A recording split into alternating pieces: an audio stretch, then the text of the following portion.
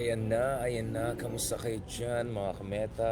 Sabi natin habang on the move tayo, ah, pa ano, hindi naman tayo tumatakas. Habang lumalayo tayo sa ating minamahal na bayan ay mag-update tayo soon at saka baka yung lighting is not okay. Medyo paggabi na rin dito. As I said, mga kameta will be on the move throughout the week dahil sa mga engagements natin, speaking engagements natin.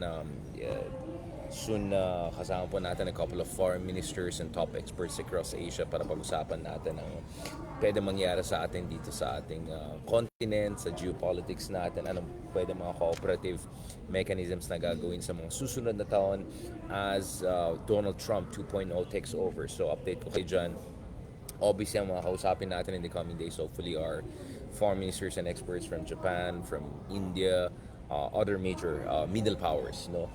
Dito sa parte ng mundo. But for today, mabilisan lang bago tayo gumalaw ulit kasi hinintay ko pa yung mga flight details sa mga others. May mga delay din nangyari and habang may ilaw pa. So eto na guys, this is what kami ni Ronald and all have been talking about for quite some time. Etong posibilidad na magkakaroon ng medyo mas malawakan na quote-unquote people power or rallies or peace rallies kung anong gusto mong sabihin na gusto mong description dyan sa mga susunod na araw or buwan if ever tuloy-tuloy talaga itong impeachment complaint laban kay Sara Duterte. So eto na, official na. Nakita natin dito, pinost ko na kanina, meron na pong well, we can treat this more or less as an official statement, diba? Na talagang ang gusto ng mga ibang kapatid natin dyan, ayaw nila na impeachment. Ayaw nila impeachment. Now, we can have a long conversation about, guys, we can have a long conversation about separation of church and state. We can have a long conversation about to what degree is it appropriate for religious groups, right, who are benefiting from the privileges on rights under the doctrine of separation of church and state, how appropriate it is for them to be so directly involved in very sensitive political issues. Mahabang usapan po yan. But let me just get back to this, guys. Medyo mag-zoom out tayo and then mag-zoom in tayo. Let me first start at the macro level. Unang-una, as you know, yung isang analysis natin parati is BBM, is Marcos Jr. being Machiavellian? And I don't mean it in that kind of a religious moralistic sense, but I mean it in that kind of actually cunning political statesman sense. Or is BBM just being meek, diffident, and quote-unquote mahina? Or perhaps somewhere in between? So actually, over the past 48 hours po, I've been looking at the third possibility na perhaps it's somewhere in between. I think to call President Marcos Jr. as mahina would be extremely unfair considering what this guy has had to overcome throughout the years to climb his way back to the center of power. Now, everyone knows where I stand on the Marcos legacy. Let's just call it for what it is, the Marcos dictatorship legacy. The horrible human rights record, the economic catastrophe that Marcos Sr. brought about to the country. But at the same time, if you're going to be objective about this, Marcos Jr. has generally been very successful politically in terms of clawing the family's way back to the Malacanang. And he won the largest ever margin of votes in the history of Philippines since his father in the 1960s. Right? So it's hard to say na mahina siya because this is a person who has gone for gold after years of steadily building up his support base. First, bumalik siya sa Pilipinas sa early 1990s. Tumakbo sila ng Senado ng kanyang kapatid. Tumakbong presidente yung kanilang ina. Natalo silang lahat ng una. But okay lang sila. They worked their way from the bottom again. From governor, congressman, from solid north. And then eventually nag-run siya for Senate. And then from there for the vice president. It quite didn't work. But go pa rin for the presidency. So it's hard to dismiss BBM as being too diffident and mahina, considering this guy has gone for gold and eventually attained it with the largest margin ever. Now, mahabang usapan, in terms of gaano ka, how grateful should BBM be to the Dutertes for his victory. Yeah, obviously, you should be grateful to them, but the Dutertes, ginusto niyan. Right? So walang sisihan ngayon, walang iyakan ngayon, 'di ba? Um ayan na si kapsat natin ni si Kuya si Sir Paul. Kamusta ka kapsat? Um Balikan natin ito. Mamaya na si Rico Blanco. Hindi ata nag-guest ni Justice Carpio nung kahapon, sabi ko. Wag muna natin pag-usapan si Rico Blanco. Si Rico Blanco lang sa column. Okay. Ito, balik na tayo. Yan na yung mga trolls nagdagsan. And then, let's go back to this. So I think it would be too unfair to call him mahina considering he has gone for gold and he has gone for gold in the most successful way. Even if natalo siya for the vice presidency, although by very small margin, it's not for lack of trying. He tried to overturn that. Multiple Supreme Court cases. Natalo siya sa mga Supreme Court cases na yun, but go pa rin siya. So I think mahina would be too unfair. Or even meek. Now, is he Machiavellian? Is he really that kind of cunning, really multi-level strategizing kind of politician, statesman? I have doubts about that kasi sa tingin ko, BBM has been successful in terms of also having other people to do the negotiations for him, whether it's Martin Romualdez, whether it's Arroyo. But if you look at it, marami rin siyang weaknesses. He's not very spontaneous. He doesn't project the kind of combination of lion and fox that you want to see in a competent statesman. He doesn't draw the line the way he should draw the line. And then, mahabang usapan yan. I think on a lot of issues, I'm all for playing nice and polite and civil. Okay ako dyan. Pero in politics, hindi pwede maging mabait. Sa politics, dapat decisive and robust. At least yung projection of image mo. At saka sa politika natin sa panahon ngayon, kailangan talaga, mahalaga ito guys, sobrang mahalaga na spontaneous ka. And I felt he never had that kind of spontaneity, which sa akin palagay is part and parcel of a kind of a charismatic statesman, right? A modern charismatic statesman that Niccolo Machiavelli had in his mind, right? We can talk about his idol back in the day, si Borgia and all. So, sa akin palagay, there were many instances when Marcos could have really pushed the buttons, and he didn't. And I think that's precisely why yung mga Dutertes they keep on pushing the envelope. They keep on pushing the envelope. Now, having said that, kung hindi siya Machiavellian, and at the same time, hindi naman siya mahina or meek, and he's somewhere in between, so it makes me wonder, ano kayang dahilan na si BBM, di naman sa hinahayaan niya, pero more like, bakit nagdadalawang isip siya parate? Bakit parang hindi naman pahapyaw pero one step forward, one step back, or two step forward, three step back, or you know what I'm saying, or one step forward, half a step back. Bakit may ganun May ganun. And makes you wonder, ano yung alas ng kabila? Right? Ano ba yung alas ng kabila? Now, pagdating sa alas ng kabila, hindi naman nag-iisa yung kabila. Now, given na yung solid South base, given na yung Davao support base, but I don't think that's as decisive on the national level, and especially dito sa Metro Manila, or dyan sa Metro Manila for that matter, or NCR politics. Now, of course, meron teorya or conspiracy theory na China, na baka pwede tumulong ang China sa kanya. Sa kabila, dahil yung sa kabila ay napaka pro-China, or at the very least, hindi masyadong pro-US, if not actually anti-US. So whether itong issue ng EDCA, ito yung issue ng ating relasyon sa West Philippine Sea, itong issue ng ating arbitration award, kitang-kita natin na mas malapit ang position ng kabilang kampo sa China. Pero it's not like BBM is alone, di ba? Ang laki din ng support sa kanang US, ng Japan, at iba-ibang malalaking bansa. So I don't think the China factor is as scary. Although of course, hindi natin masabi ano talaga nangyari sa NAIA nung na nagkaroon ng shutdown nung last year, di ba? Hindi natin masabi yung gaano ka pwedeng malawak yung disinformation campaign, katulad ng mga fake videos na nakita natin na kunyari si BBM daw ay calling for some sort of a war situation sa West Philippine Sea. Pagdating sa vectors of influence, allegedly kung mga pogo, mga ganun, I think relatively manageable pa rin yung China threat, precisely because may backup si BBM. pagdating sa mga major Western powers in Japan, right? Not to mention, but yung India, mga others ay medyo lumalapit na sa atin. So mag-iisip ka, ano ulit? Now, nakikita ko yung mga SD card, mga charot na ganun na yan. Well, I mean, if it's an SD card thing, then even the mandate of Sara Duterte is questionable, right? If you want to play the game na walang kwenta yung elections, then it cuts both ways. You can also question the mandate of Sara Duterte and say, dapat sana si Lenny nanalo at saka si Kiko. Do you get what I'm saying? I find that argument very flimsy. And para sa akin, when it comes to election cheating, ang cheating po ay vote buying. Ang cheating po ay voter intimidation. Ang cheating po ay disenfranchisement.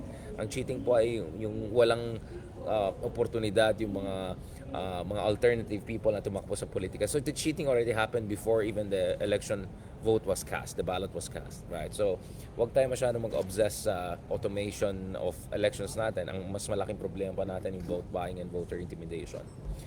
So, it leaves you with a couple of other things. And isa sa mga inisip ko dito is, baka nga, ang alas talaga ng mga Duterte, is ang suporta ng mga malalaking grupo or religious groups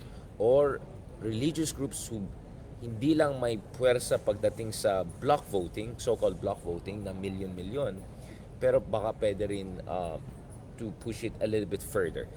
Naalala nyo, back in, was it in 2015, right? Nung nagkaroon ng major rally dyan sa EDSA dahil back then, Justice Secretary De Lima was investigating a certain religious group's leadership and nagkaroon ng protest in EDSA and all of that. So now with these developments and these public statements coming up, you wonder, eto ba yung concern ng BBM?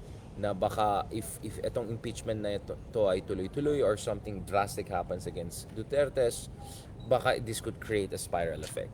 Or at the very least, ang mga Duterte sa tingin nila meron silang alas dahil may backup sila ng mga malalaking grupo, kaya feel nila na pwede sila pwede nila na bullying si BBM, if I can put it that way. So that brings us to the big picture. Mabilis lang po, but let me just give you an overview. All right, a kind of a political sociology one-on-one overview. For a very, very long time, ang Catholic Church po sa Pilipinas ay napaka-influential, right? During the Spanish period, practically the Catholic Church was a pillar of power, right? Power, Madre España's power here. In fact, you could argue that they were even more powerful than Guardia Civil and the civilian arm of the Spanish Empire. Hence the whole pharaohocracy theory ng mga katulad ni Jose Rizal, right, and other ilustrados. We know that even when the Americans came over, they reached out to the Vatican. So even the American Protestant Empire, when they took over the Philippines, they had to coordinate things with the Vatican because they recognized the power of the Catholic Church. And accordingly, the Americans did not make a major move against the Catholic Church, whether it's a land reform or anything like that. At kitang-kita natin na tuloy-tuloy ang impluensya ng Catholic Church all the way not only to EDSA 1, with Cardinal Sin's decisive intervention in favor of EDSA and against the Marcos dictatorship, but all the way to EDSA 2. Pero ang nakikita kasi natin over the past 2 decades is the rise of, for the lack of, I know this is gonna sound a little bit American, but evangelical groups. So you can see that already sa United States na yung mga evangelical groups ay napaka-influential, right? Not only in terms of shaping American politics at the federal level, but also shaping America's foreign policy, including towards the Israel-Gaza, Israel-Palestine conflict, right? Meron tayong similar parallel developments sa Pilipinas, not exactly similar. Pero ang nakikita natin over the past quarter of a century is lumalakas ang mga well-organized, non-Catholic, denominational religious groups. I don't know if it's technically correct to call them evangelical, but I just use that as a handle just for an international audience para mas maintindihan nila influence ng mga group na to. And this is not unique to the Philippines. Sa Brazil, for instance, very strong yung support ng evangelical groups.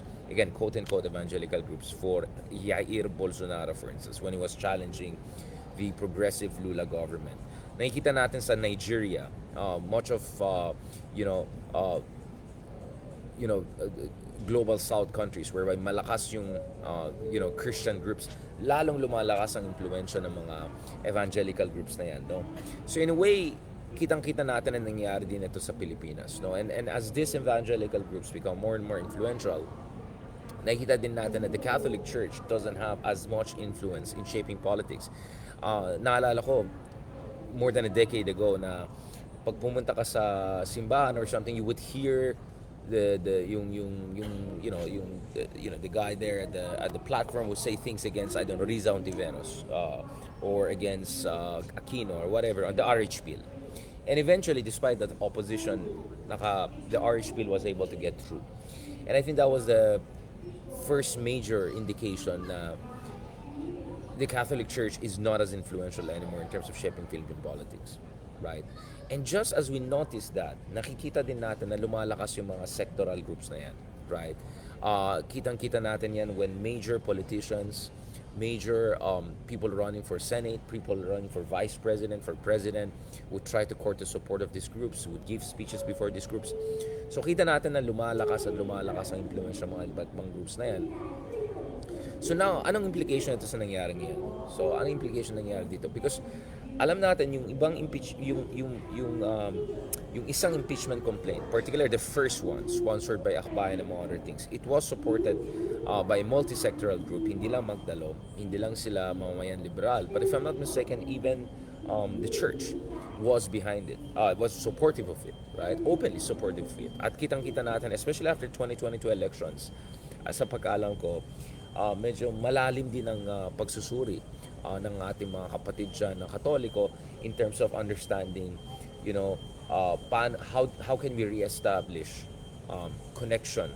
How can we reestablish that moral suasion pagdating sa issue ng human rights, democracy, and other things? Kasi one of the things that I truly, truly appreciated about the Catholic Church, I mean, love na love ko si Pope Francis, but one of the things that I really, really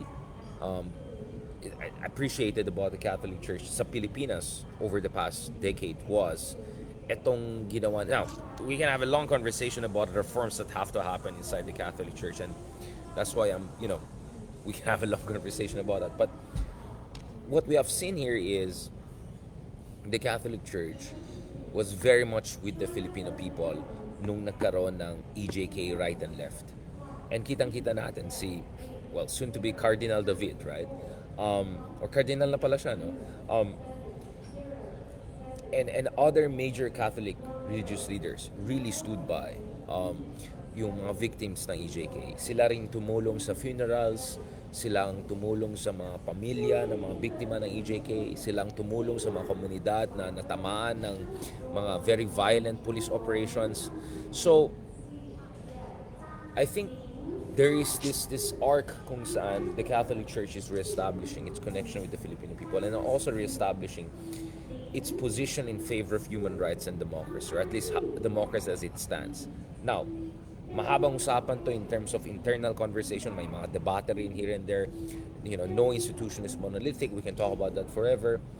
So, I wonder if tuloy-tuloy itong impeachment na yan, would it be possible to see multiple religious groups mobilizing simultaneously? And ano bang magiging implication na ito para sa ating demokrasya? Is it something that is parang, well, ganyan talaga sa demokrasya, we're pluralistic, we have to accept that different groups have different opinion, and as long as they peacefully express it, then okay tayo? Should we be worried about polarization, political polarization with a tinge of religious element, right? Should we be worried about, so you can see, diba, saan papunta itong conversation na ito diba? So I wonder what's gonna happen. Kasi if one group is gonna mobilize and have a show of force against the impeachment, essentially in favor of Sara Duterte in the coming days or so, will the Catholic Church, for instance, or other religious groups also mobilize, for instance, in support of at least one of the impeachment complaints in the name of human rights, in the name of accountability, among other things? So, yun yung dapat titignan natin. So, I wonder if sometimes BBM is looking at the situation and wondering maybe it's not worth going down that road. Maybe there's just too much risk here, right? So maybe this is his way of trying to be responsible, and sa pagkasabi, of course, sa pagkaalam natin, there's always also constant warning by the business community, constant warning by the economic managers na ingat lang tayo. Let's try to keep this political disagreement on an even keel, or at least below a certain threshold, right? So obviously that's part of the calculation. Ako naman, for me, it looks like no matter what BBM wants in terms of political stability or ending the fight, either the moment of truth is gonna come on its own terms, whether BBM wants it or not, or if BBM kicks the can down the road over and over again, the moment of truth will come, and not in his favor once he's out of power, or the moment of truth may never come, right? And we'll have this constant polarization, etc., just like what we saw between all of those different groups over the years. And then there's always this crazy possibility that things completely get out of control and mag-spin out of control. And that's why I'm paying so close attention to what's happening in the US and Korea and other more established democracies. Kasi kung yung mga higanteng bansa, yung mga established prosperous democracy, kung doon nagkakaroon ng mga kung ano-anong mga kababalaghan, what tells you na things couldn't spin out of control in the Philippines? Now, none of this is to say now we should panic and press the panic button or ganon. But I think people should remember na a year ago I wrote a piece about potential civil war. Not like Roman level civil war or US 19th century civil war, but it's also not impossible that things could get very contentious if there's mobilization and counter mobilization and mobilization and counter mobilization. And if there's one thing that we have noticed throughout the years in the Philippines is that after EDSA Dos and arguably EDSA Tres, there has been an absence of constant mobilization. Even Duterte throughout his 6 years did not manage to bring a lot of people outside. Yeah, there was the meeting de avance, but the rest parang ewan, right? Yung mga ibang pro-Duterte support, yung mga rallies, ganun, o parang wala rin. As I said, the only time na I saw talaga million ang lumabas is yung mga pink rallies. But again, that was just during elections. So beyond elections, excitement of elections, fervor of elections, we don't have many examples of massive mobilization. Which makes you wonder, are we gonna be politically passive forever? Hanggang ano lang ba, mga pa-flex lang ba tayo? Hanggang online keyboard warrior lang tayo? Or actually, it is very possible that we might be reaching a moment of truth whereby there'll be mobilization and counter-mobilization and escalation and polarization. Just to be clear, ayoko talaga ng gulo, ayoko ng kung ano nang mangyari, escalation dyan. At the same time, hindi rin pwede na habang buhay ang Pilipinas ay di bale na lang, hayaan na natin. I mean, we have reached a point whereby openly, ina-assassination threaten na yung president. Openly, sinasabi ng iba na kailangan natin ng separation of Mindanao. Openly sinasabi na halos seditious na in-imply na the AFP should step in. I mean, how is this okay? How is this normal? Kaya with all due respect to some of the senators, and kanina minention ko yun yung mga ibang senador na sinabi na independent sila or something like that, with all due respect, hindi ito bickering. Parang sabi bickering. Saan sa mundo ka nakahanap ng vice-presidente ang sinasabi na gusto kong puguran yung ulo ng ano? That is not bickering. This is not just noise. This is not just joke. Sabi nga niya ate, di ba? Ni Piatos Ice, di ba? No joke.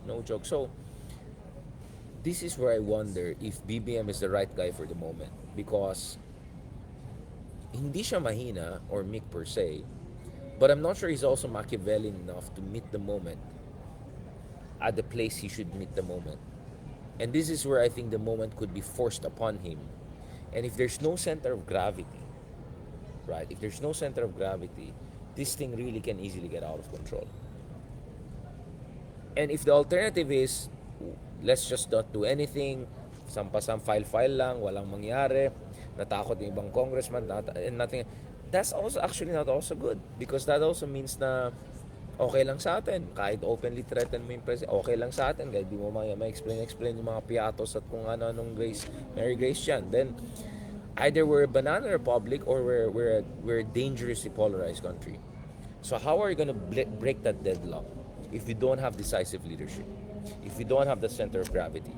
So I hope people understand that's where I'm coming from when I say things in a certain direction. On that note, let me just clarify, hindi po ako sa Abu Dhabi ngayon. Yeah, Habibi. I'm not in Abu Dhabi, okay, mga Habibi. Naging mukhang lalong Habibi tayo itsura natin ngayon. Not in Abu Dhabi. Okay. Okay, khalas. I will update you guys once I'm in Marrakesh. si, si Justice Scarpio talaga, sutil din siya. Sabi ko, Justice Scarpio, saan pa ba mga bansa na walang extradition? Kung ikaw ay Pogo Queen, ay sorry, ikaw ay ex-human rights, ay ikaw ang, tingin sa Morocco. Sabi ko, bakit, bakit Morocco yung sinabi? Bakit, ilan bang extradition natin, tapos konti lang pala eh. O bakit Morocco minention mo? So, nabuking ko si, si nabuking ko si Justice Scarpio na nagbubuking ng iba. But, I'll tell you guys once we have information on the greatest ex-human rights lawyer in the country. Alright, on that note, medyo Abu Dhabi. Yeah, that's Abu Dhabi. Pag meron akong bagong kanta sa Marrakesh. Diba? Habibi. Alright, kalas na tayo. Let's get back to business. I have to finish some work. Thank you so much again sa mga kameta for continuing to support us and showing love and all. And yeah, thank you na sinasakyan niya yung mga jokes niya atin kasi napaka-depressing ang mga situation at minsan nakakabahala. So I hope people get to appreciate bakit tayo nag-inject ng humor, bakit tayo nag-inject ng mga medyo kalokohan here and there because you know what I'm saying? I mean, if only you know like all of these scenarios I'm thinking inside my mind. So this is also our way of, dark humor. Very Russian, right? Our way of coping with potentially grim reality, or at the very least, not very encouraging reality. Maraming salamat. God bless and talk to you soon. Khalas.